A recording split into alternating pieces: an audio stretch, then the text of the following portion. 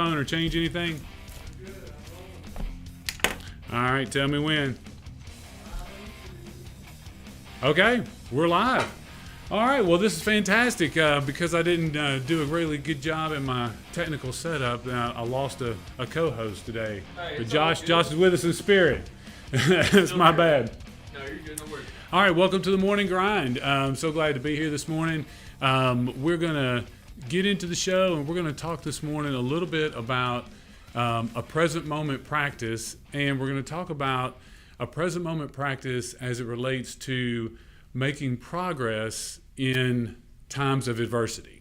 So a lot of people ask me often, well, I guess first of all, we need to start out with 60 seconds of gratitude. That's right. So Cam, what are you grateful for this morning? I am grateful for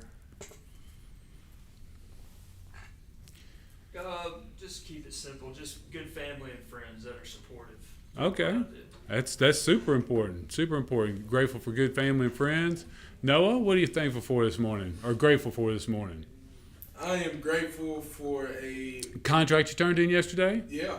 I'd be grateful for that. Yeah, That's a good that's what I'm move. grateful for. Good work. Good work. All right. Very good. Very good. Anything else? I'm grateful for a good mentor that I can always call upon to answer any questions, business or life. Oh, And, man.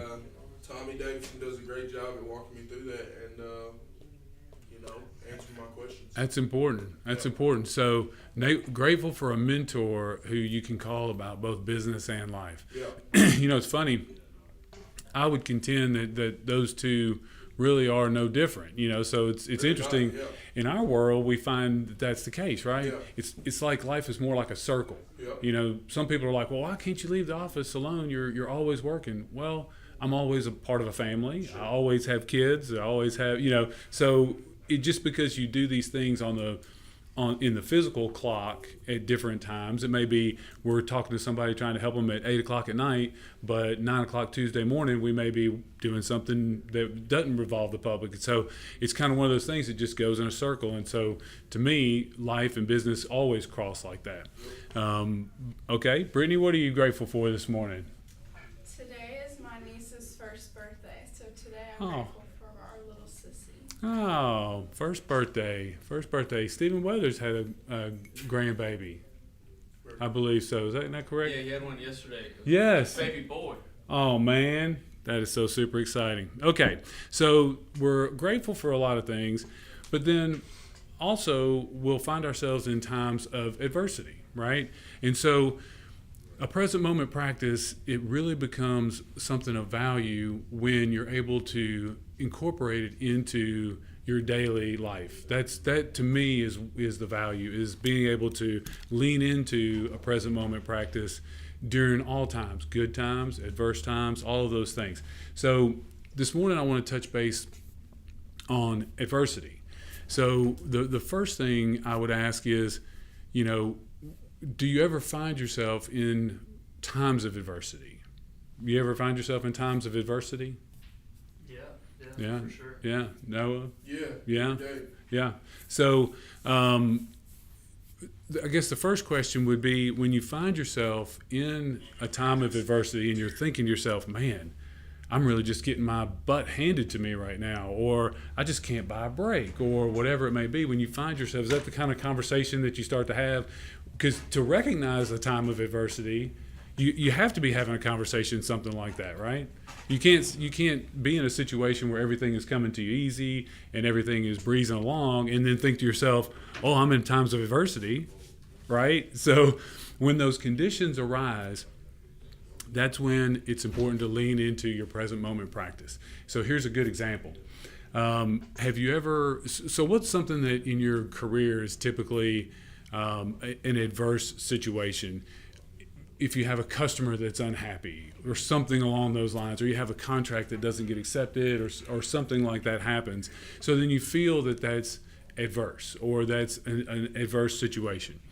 So the first thing is to tell yourself the truth about what is actually happening, right? If there is a situation that you have judged to be adverse, then you're the one that is making that an adverse situation, as long as you decide that you're not doing something different about it. Okay? So for example, let's say you have a situation with a client that doesn't quite go the way you drew it up, right? I mean, that all happens. We're in service businesses between ourselves, between our clients. That's something that can happen. So when that comes up, then if, let's say, you have a customer that's not having a great experience, well, you have a couple of choices. You get to choose what story you tell yourself about what is happening, okay? You can't tell a story that is different than reality, right? You can't say there is an upset customer or someone experiencing a drop-off in service level in my business, or they've somehow missed something somewhere along the way. You can't just all of a sudden wave your hand and say, well, in the present moment, you're no longer upset. You know, I mean, it's not the way that works, right? They're still going to be having their issue, whatever it may be. The question becomes how you deal with it.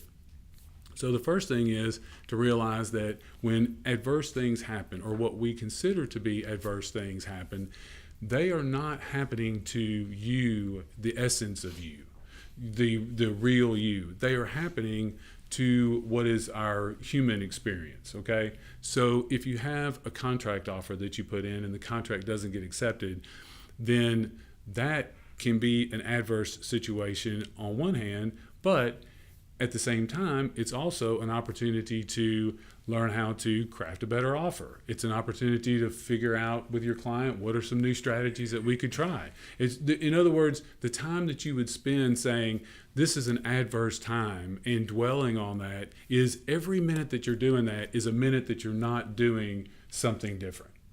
And so if you also tell yourself a story that's not really accurate about what's happened, that can be a challenge for you to overcome as well. For example, if you have a contract offer that doesn't get accepted, does that mean that Cam is a bad guy? Does that mean that Cam is a loser? Does that mean that Cam is a terrible person? Right. It's none of those things. Cam is still Cam. Noah is still Noah. Brittany is still Brittany. You are still those people underneath. It's just that you have this situation that is happening on the surface. So you have to take appropriate action. And to take appropriate action, the only time you can do that is when? Now. Exactly. It's in the present moment. That's the only time you can take appropriate action. And appropriate action means you tell yourself the story that is the accurate story. Hey, this customer's experience was not great because we had a miss in service level here. So let's address that. Instead of sitting around going, oh, I guess we just can't be good realtors, or I guess we just, that would be insane. That would be insane to do that and tell yourself that story when you're missing every opportunity to make progress during that adverse time. So the last thing I would leave with you about a present moment practice in making progress during adversity is to think about it as adversity is a good thing if you look at it that way. And the best way to look at that is like with exercise. Who exercise? Everybody here exercises to some degree. Okay, so what are you actually doing when you're exercising? No, when you're putting up that 3 bills 10 times, what are you doing? You're exercising, you're working out, but you're tearing your body down, right? You are creating adversity for your muscles to regenerate and become stronger. A lot of the people in the office have been doing the hard 75.